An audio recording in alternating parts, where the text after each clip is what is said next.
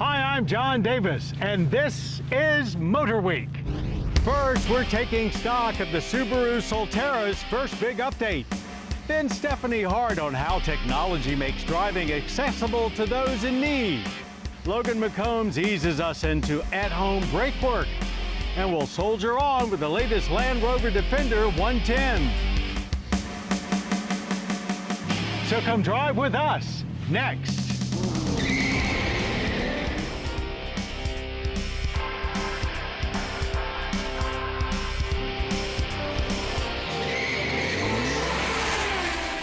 MotorWeek, 45 years steering you in the right direction. MotorWeek is proudly sponsored by Auto Value and Bumper to Bumper, a nationwide network of stores and shops providing major brand auto and truck parts and service from coast to coast and in your local community. Service is the difference. We get it. Learn more at autovalue.com and bumpertobumper.com. We're Tire Rack.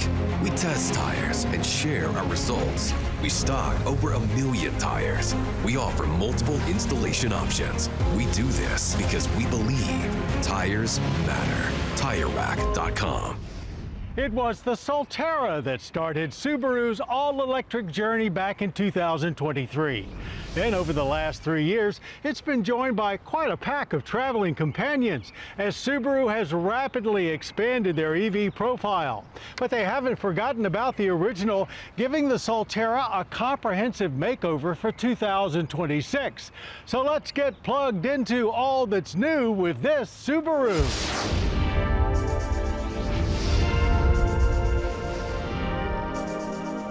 We're very familiar with Subaru Solterra EV, having tested multiple versions since it launched in 2023 and even drove one for a full year as part of our long-term fleet.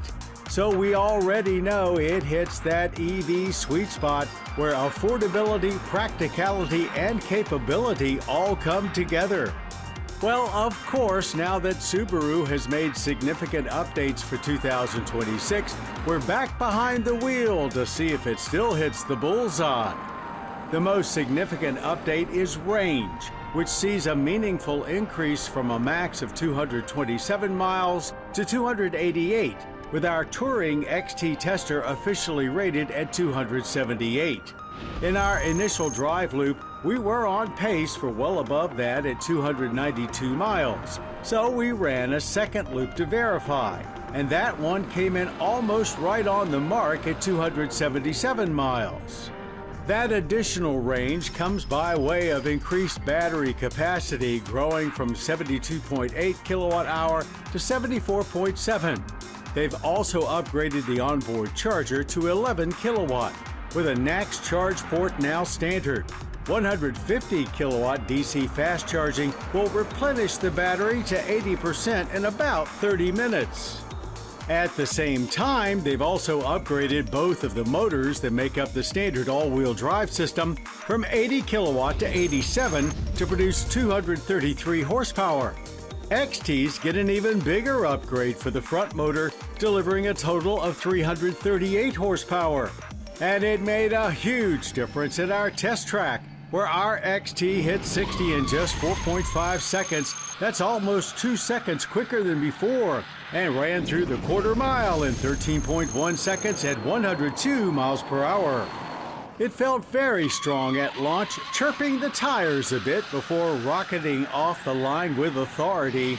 Power flow stayed strong and consistent until just before the end of the quarter mile as we hit 100 miles per hour, at which point power delivery dropped off significantly. Even with 8.3 inches of ground clearance, the Solterra performed quite well in our handling course too. Subaru also has tweaked the power steering response and suspension tuning for 26, and again the results were noticeable. The low center of gravity helped the car feel very planted, and all-wheel drive provided plenty of grip. Body roll was moderate, and some very good steering feel allowed us to quickly get a smooth rhythm established through the cones. In panic braking runs, the pedal was nice and firm right from the get-go, but we could really feel the ABS working both through the pedal and the steering wheel. Stops were straight and consistent, averaging a fine 115 feet from 60. As for exterior changes, the front fascia gets tweaked with a new bumper design, plus new signature lighting elements including an illuminated Subaru 6-star logo. There's also a fresh take for the fender trim, which can now be color matched with the rest of the body instead of black. While out back, trim, lighting, and badging have all been updated. Inside, the central touchscreen has been expanded to 14 inches, and there's a new dual charging pad set up in the console. The front seats are still some of the most comfortable in the Subaru lineup, and the back seat remains plenty spacious for adults.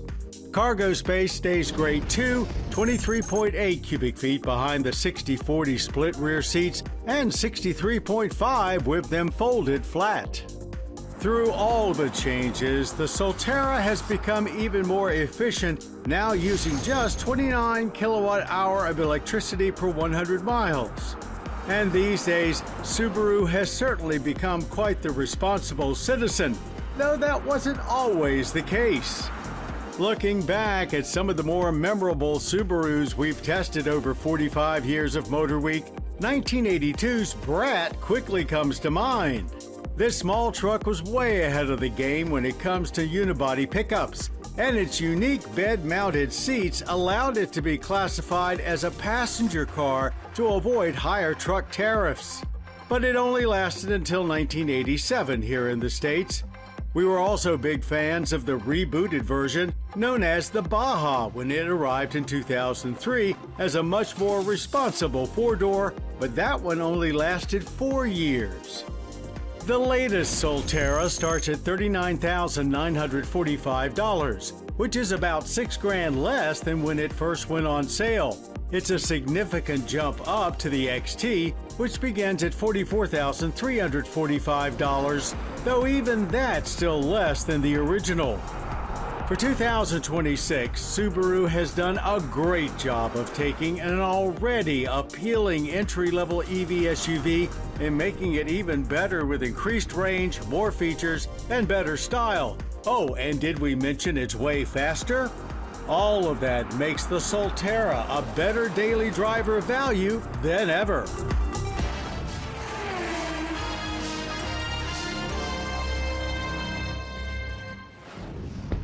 More than 18,000 wheelchair-accessible vehicles were sold in the U.S. in 2024. They allow those with disabilities the independence of the open road that the rest of us take for granted. And as Stephanie Hart now reports, improved technology makes driving easier and more enjoyable for those that use these vehicles than ever before. For most of us, getting into a car is second nature, but for those who drive adapted vehicles like this one, there's much more to consider. Still, advances in technology have come a long way compared to, let's say, 30 years ago, and they keep getting better, providing independence for those who rely on these vehicles. I was diagnosed with this condition when I was about 16 years old, and it's progressively degenerative until I started using a power wheelchair at the age of 52. Now, 10 years later, physical therapy keeps Mike Huddleston strong. Driving to and from appointments, he's grateful for his adaptive vehicle, which has enhanced his quality of life. To drive, I have a locking mechanism. It's called a Q-lock, and I have a pin installed underneath my wheelchair. I just pull in, lock, put the seatbelt on, and go. How has this made your life overall easier? If I need to get up and go somewhere, I get up and go somewhere. So I think that's 90% of it, if not more, is just having the ability to do what I need to do when I need to do it without having to rely on other people. I use what is called a push and rock system. You push for the brakes and rock back for the accelerator. That's controlled with my left hand, and I steer with the right hand. High-tech features like advanced hand controls are in high demand, as are others, according to mobility expert Hannah Goldbeck. Some features that are really popular and sort of must-have on these vehicles. One, of course, the automatic ramp. You push the button, it deploys. No bending, no lifting. It's a much faster process. A second feature that a lot of these vehicles have is called a kneel system, and it actually compresses the rear suspension of the vehicle, and it takes that ramp angle and lowers it down, makes it less steep. If you're pushing someone in a wheelchair, it's easier. If you're wheeling yourself in a wheelchair, it's easier. And customers really want the wheelchair straps that are self-tensioning. They're called auto retractors. You loop them onto the frame of the wheelchair and they self-tension. No cranking, no ratcheting. You loop it and go. It's very easy. And what's the benefit of that? The benefit of that is that it reduces the time to get situated in the vehicle. You can be out the door and in the vehicle and on the road in about 2 minutes. Previously, it might take 5 up to 10 minutes to get situated. Decades ago, everything was manual, so getting behind the wheel of an adaptive vehicle took longer, was often complicated, and on top of that, you needed someone with you most of the time.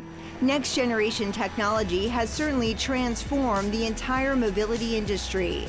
And it's important for people to realize the OEMs don't install this equipment themselves. They work with conversion manufacturers to transform the vehicle. Exactly. They work with companies like Bronability and Vantage Mobility, who take the chassis direct from, say, Toyota, and they have their own manufacturing plants. They strip the inside, retaining all those original components to the side. They build a brand new floor. They lengthen the AC lines. They modify the door openings, and then they add all the accessible equipment and put everything back as close to OEM as possible with all the new features. A very lengthy and thorough process. It is. It can take 4 to 6 weeks for each vehicle, depending on how the timeline is moving at the company. There's no denying that tech is life-changing, but it can be expensive. However, loans and grants are available, which is especially helpful since health insurance doesn't cover these types of vehicles or any of its equipment. While it is pricey, many agree the freedom is priceless. People within the disability community, they just want to make a contribution. They just want to live their lives, right? They don't want to be a burden to anybody else if they can. They want to have independence. They want to contribute to this life, just like everybody else. This vehicle allows me to do that, and I appreciate that opportunity very much. For most of us, servicing our car's brakes is a bridge too far. But with the right tools and a little patience, it's a very manageable do-it-yourselfer. For the proper know-how, let's stop and listen to Logan McCombs on MotorWeek's Your Drive. Replacing your own brake pads, rotors, or even calipers is a great way to save some dollars and keep your car safe on the road. You can do this job right in your garage or driveway in just a couple of hours. There are plenty of tutorial videos online showing the specific processes for most vehicles. So take a few minutes and watch before you wrench. Here's a few tips to get you started. Always support your car with 1 or more jack stands. Never work under a vehicle that is supported by only a jack. In most cases, there are 2 bolts holding the caliper to the bracket. Remove these and hang the caliper by hooking it to a spring or suspension piece so you don't put stress on your brake line and have to replace that too. Your new brake pads may come with clips and shims or wear indicators that need to be installed into the carrier bracket. Take note of how these pieces are oriented or take pictures for reference and install these in the same position as the old ones. Coat the shims and the back of the pads and anywhere that there is metal to metal contact, lightly with brake caliper lubricant. Before the caliper will fit over the new thicker brake pads, you'll need to retract the pistons into the caliper by forcing the brake fluid back into the lines and master cylinder.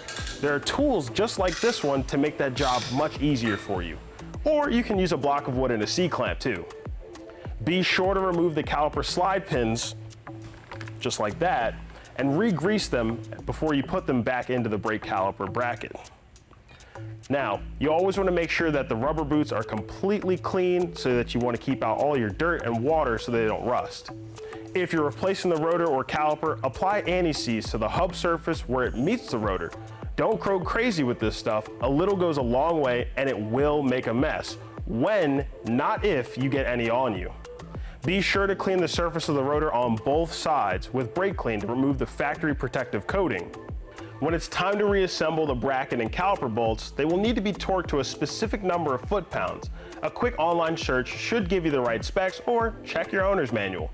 If you don't own a torque wrench, many auto parts stores have loaner tools available for a nominal fee. Dare to DIY. And if you have any questions or comments, reach out to us right here at MotorWeek. This Pontiac Aztec certainly doesn't look like anything else on the road. This sport recreation vehicle may be related to the Montana minivan and Grand Prix sedan, but the Aztec takes Pontiac's already aggressive look to a whole new abstract level. And with the rear seats flipped and folded, it's larger than any compact or midsize SUV. It sports cargo nets, 12 tie-downs, or this optional slide-out cargo tray with handy compartments fit for grocery bags and hiking boots.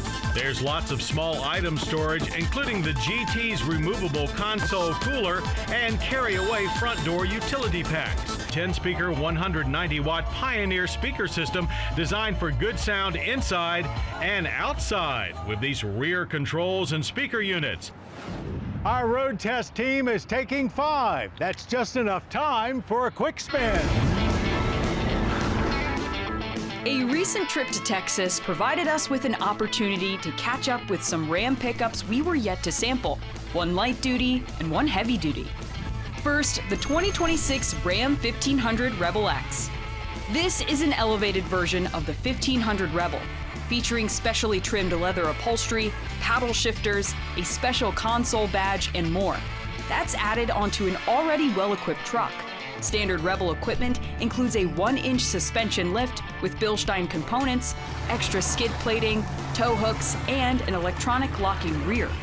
The Rebel X is powered exclusively by the standard output Hurricane 3-liter turbo i6, rated at 420 horsepower and 469 pound-feet of torque. So as you can tell, the Rebel X is a largely cosmetic affair. It's not like this is getting a lot of extra off-road equipment. You do get the rough road cruise control. Works up to 20 miles per hour, and like a cruise control, it limits your speed or controls your speed, but it'll also adjust the steering weight to make it a little bit easier to follow your line. That's a really nice feature to have. Do I think it's necessary? No, but it's cool when they come up with things like that. All said, a Rebel X will start around $75,000, a little more than the Rebel's $68,000. Next, we stepped up into the 2500 HD's new Lunar Edition, available on Power Wagon and Rebel grades. Another appearance pack, the Lunar upgrade is technically just a $2,000 option, but with all necessary packages, both will start around $90,000. They feature a muted gray and black color scheme, contrasted inside by copperhead orange stitching. Beyond that, the Lunar Edition drives as well as any other Ram 2500 Rebel. That is comfortable on the highway and adept at tackling the trail. The Rebel Lunar Edition's 6.7-liter Cummins high-output turbo diesel generates 430 horsepower and 1,075 pound-feet of torque, perfect for camper and toy hauling.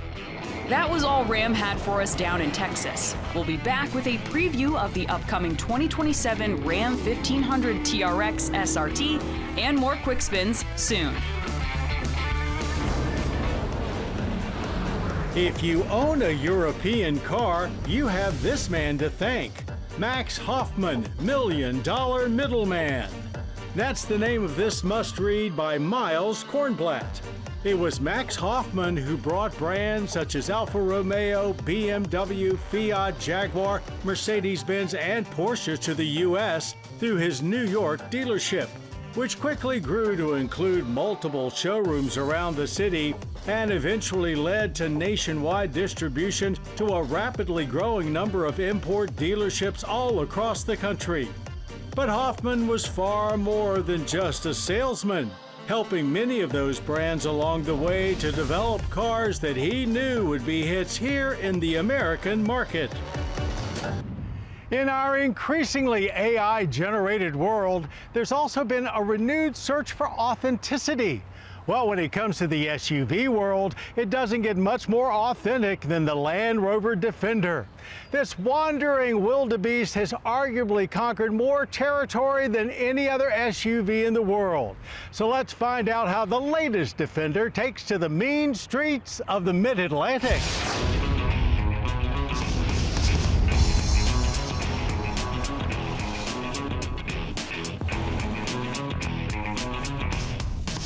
It says a lot about the Land Rover Defender that it has been around since the 1980s and is only now in its second generation. Its first gen lasted for more than 3 decades. And then after taking a few years of sabbatical in the 2010s, this globetrotter was reborn for 2020. And much like the original, these last 6 years have seen relatively minor evolutions rather than major revolutions, bringing us to our 2026 Defender 110. You can trace its basic shape all the way back to the original Land Rover of the 1940s, but the Defender really came into its own in the 1990s. In our road test of this 93 Model 90, we didn't find any leather or a CD player inside, but we did conquer all the rugged terrain we could find in western Wyoming. These 90s Defenders are bringing some big bucks today regardless of condition. Today's Defender is available in 3 sizes, a 2-door 90, a 3-row 130, and this Goldilocks 110 in between. Detail changes have happened since it arrived in 2020, mostly new headlights and minor material and color adjustments for the front fascia and patterns used for the hood and fender vents. In back, the LED taillights are now flush mounted. It all looks great, but the amount of plastic makes us wonder just how much abuse these things are really built to take if used as the Land Rover gods originally intended. Wheel styles and sizes have been updated, most coming with 20s, but up to 22s are now available. Going anywhere and doing anything is what these square-bodied brutes have always been about. And indeed, they remain as capable as ever, with plenty of ground clearance and suspension travel, plus terrain response too, making the hard decisions for you regarding traction management. Originally launched with just a 2-liter Turbo 4 and 3-liter i6 as your only engine options here in the U.S., this supercharged 5-liter V8 joined the lineup in 2022. And if you've never driven one with the V8, you probably wouldn't think you need it, as both the 4 and the 6 are perfectly adequate. But once you've experienced it, it's the only way you'll want your Defender. This P500 version's 493 horsepower and 450 pound-feet of torque are a bit shy of the P525's 518 horsepower, but man, is it beautiful to listen to. Trust us when we say you'll be looking for any opportunity to go wide open throttle to hear this thing bark through the sweet-looking quad exhaust setup. While doing just that at our test track, we ripped to 60 in just 5 seconds. There was a huge amount of weight transfer off the line, with plenty of grip to start putting that power down. Gear changes in the 8-speed automatic were forceful without being abrupt, keeping power flowing consistently. But alas, aerodynamic efficiency is not a strong point here, so despite the constant feeling of unrelenting power the whole way down the track, the quarter mile took 13.3 seconds to complete, still finishing at 106 miles per hour. Considering this vehicle's priorities are not pavement related, it handled our cone course with relative ease. Dynamic mode noticeably firmed up the suspension, and the amount of feel through the steering wheel keeps you well connected with what's going on. Braking performance was more than adequate, bringing us to smooth and stable stops from 60 in just 108 feet, with a minor bit of fade only showing up after multiple runs. Even if being on safari is not part of your lexicon, you'll find much to like about the interior of the latest Defender. It's a far cry from over-the-top Range Rover opulence, but we feel it's the perfect take on rugged luxury. We felt right at home. The biggest change to happen inside since 2020 is the infotainment screen's significant growth spurt that required it to move out from its in-dash location to current presentation well in front of the dash. Going the V8 route is obviously a pricey proposition, adding $23,900 to our X-Dynamic SE's $77,050 starting point. but the frugal-minded can get into a perfectly respectable Defender 110 for as little as $65,350. It's hard to say whether this second-gen Defender will attain the legendary status of the original, but it is ruggedly modern, easily manages everything it was built to do and more, and does it all better and more beautifully than ever. Well, that's our show. I hope you enjoyed it. Now, for more MotorWeek, including daily news updates, podcasts, and even complete episodes, cruise on over to pbs.org/MotorWeek. And I hope you'll join us next time for an overlander's dream, the Ineos Grenadier. Then enter the cockpit of the updated Honda Pilot. Till then, I'm John Davis. We'll see you right here on MotorWeek. To learn more about MotorWeek, television's original automotive magazine, visit pbs.org/MotorWeek. The MotorWeek app, which includes our latest reviews and feature stories, is now available for mobile devices. MotorWeek is proudly sponsored by Auto Value and Bumper to Bumper, a nationwide network of stores and shops providing major brand auto and truck parts and service from coast to coast and in your local community. Service is the difference. We get it. Learn more at autovalue.com and bumpertobumper.com. We're Tire Rack. We test tires and share our results. We stock over 1 million tires. We offer multiple installation options. We do this because we believe tires matter. TireRack.com.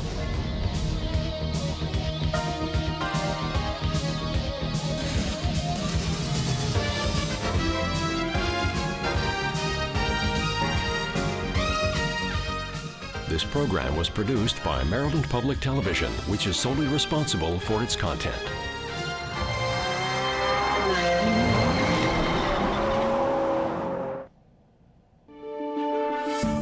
You're watching PBS.